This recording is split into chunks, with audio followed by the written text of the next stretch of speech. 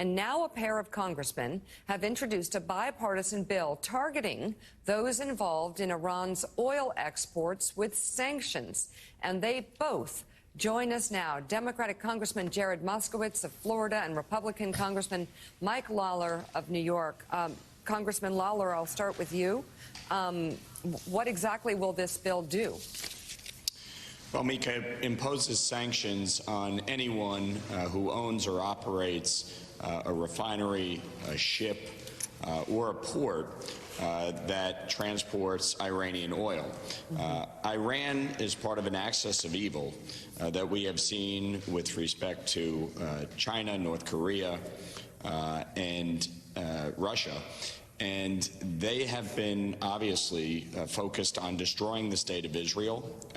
This most recent announcement, obviously, the threat is very clear, what they are seeking to do. And they have been funding terrorism and their nuclear weapons program through the exports of oil. And so this would impose sanctions on anyone who helps them in that effort. And it's critically important that we stop what they are doing, both in terms of funding terrorism and their weapons programs. Congressman Moskowitz, you're here in a bipartisan fashion. Is there bipartisan support for the bill?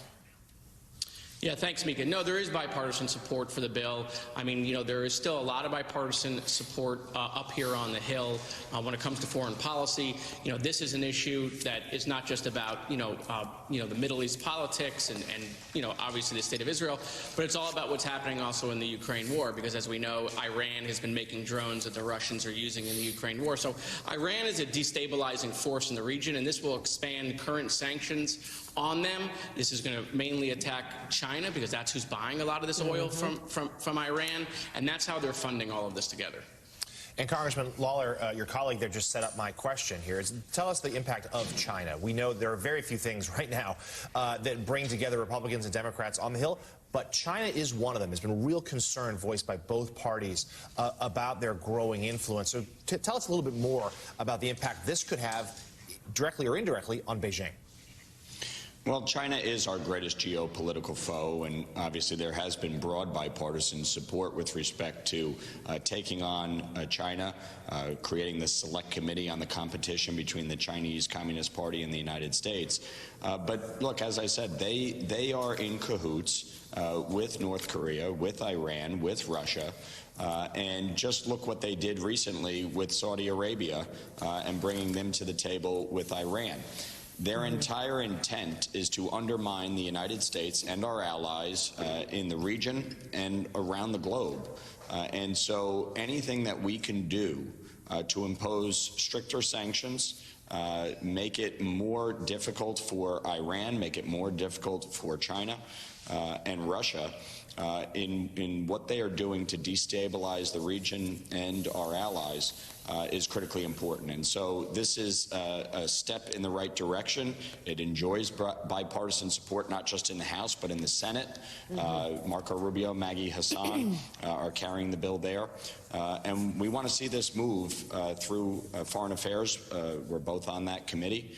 And to the House floor for a vote as expeditiously as possible. So, Mike, I know you have the next question, but just some news about China real quick. China and Cuba have reached a secret agreement for China to establish an electronic eavesdropping facility on the island. The Wall Street Journal, citing U.S. officials familiar with highly classified intelligence, reports the facility would allow Chinese intelligence services to scoop up electronic communications throughout the southeastern U.S., where many military bases are located, and monitor U.S. ship traffic.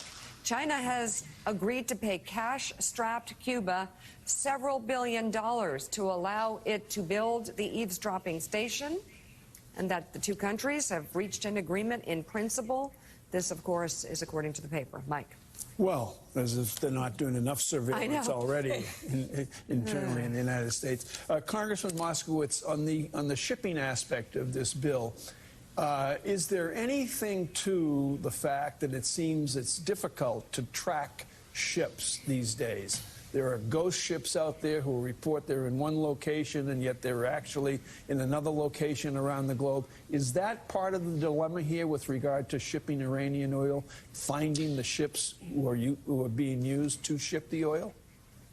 Yeah, no, great question. It's part of the dilemma, but that's why this is also going after the processing facilities, because this oil has to be processed into petroleum. So by going after the processing facilities with additional sanctions there, that's one way to stopgap. But look, no doubt, obviously, every time we put in sanctions, they try to figure out a way around it. That's why we're trying to close the gap on this one from the previous sanctions that currently they're trying to work around.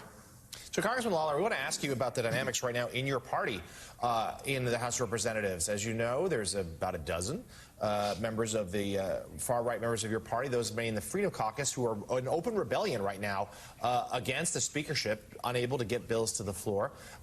What does this say to you? What's your read on what's going on? And are you concerned that Kevin McCarthy's grip on his post may be endangered? No, I'm not concerned about the speakership. I think Speaker McCarthy has been continually underestimated throughout the course of the first 6 months here and has done a very good job advancing legislation through the House. I think my colleagues need to recognize, as I said back in January when we had the Speaker vote, the vast majority of our conference is unified. And we will continue to hold firm. We're not going to be overrun by a handful of folks. You have to work as colleagues. You have to work in good faith. And I think when they get over their little temper tantrum, they need to show up to do their job come Monday, because I will be here to do mine, and that's what I expect of all of my colleagues that were elected to represent the people of this country.